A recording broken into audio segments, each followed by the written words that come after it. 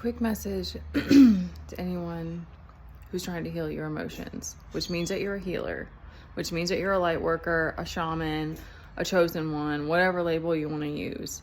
If you're working to heal your emotions, your pain body, your emotional body, your astral body, like all of the above, you move through your emotions when you're triggered and you don't try to react to anybody, and you're bringing medicine back to the world.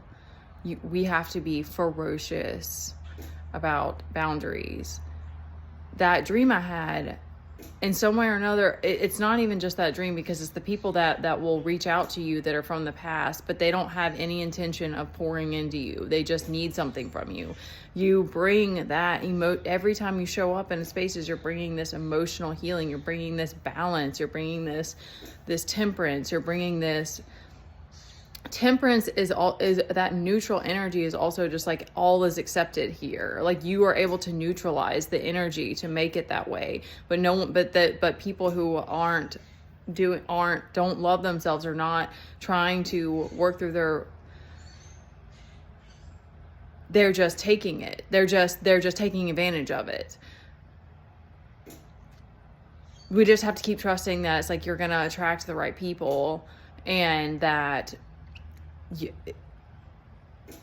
in some way or another, God's going to make sure that you're provided for. I just was today. I have had day after day after day of being triggered by my kid and the noises, because the more that you're on your own, the more that you're meditating, the more that you're doing the inner work, the more sensitive you're becoming. So it's beautiful because you're becoming more in tune, and you're able to get downloads faster, or whatever it is. Like there's a give back, but it's like I've become more sensitive to my kid, the noises. It depends too, like on how much energy I have and stuff like that as well. But it just was now that doing this mirror exercise that I realized that that's a trigger because of that, which I kind of knew this, but it all linked up, it all connected to see that it was like, that's a pattern from my childhood, because I used to cry myself to sleep at night hearing my parents fight.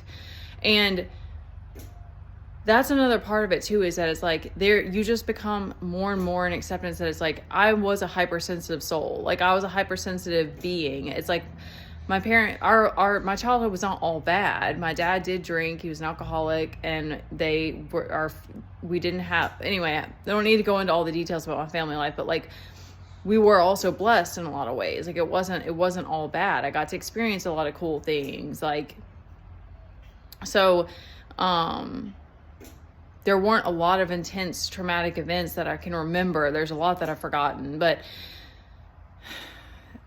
I was very, very sensitive to I would cry. Oh my God, it's crazy. I forgot some of this stuff. It's like, I would cry when there was tension between couples. Like I remember that 2 different times specifically. So it was like, I've always been attuned to energies. I've always been psychic. I remember specifically my just giving like spidey sense, my spidey senses activating even more when after my grandmother passed away. There were like things that were happening, and I could see these things spiritually, and I always remember being very in tune with like nature and stuff like that. So it's like you're always walking around as this kind of like weird sensitive soul. You don't have to say weird, but not everybody's going to reflect it to you, and a lot of people aren't going to appreciate it. And I think a lot of it comes back to the more that you're respecting yourself and you're holding that standard, and you're like, you just don't accept less than, you get it reciprocated. Just like the other day when I was like, I want to see that, I want to see that, I want other people to treat each other well. And then I had that reflected to me, but it was so beautiful and refreshing, because up until now, it's been rare.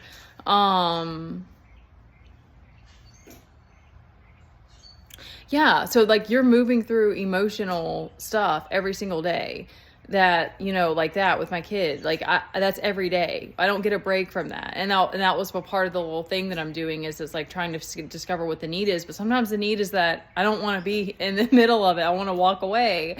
I want to be somewhere that I get a break from it, but that's okay. Like I'm okay.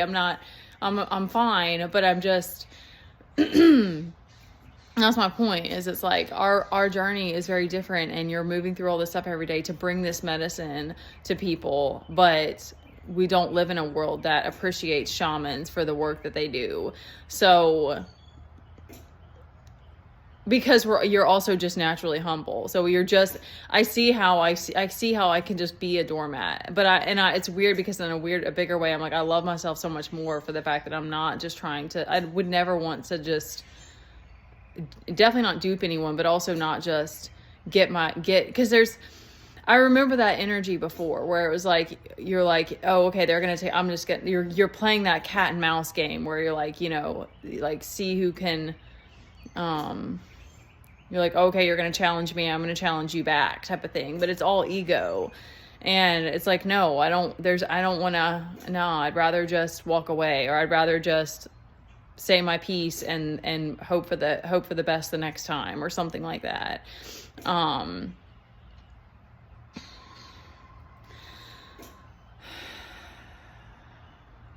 We are warriors of light, okay?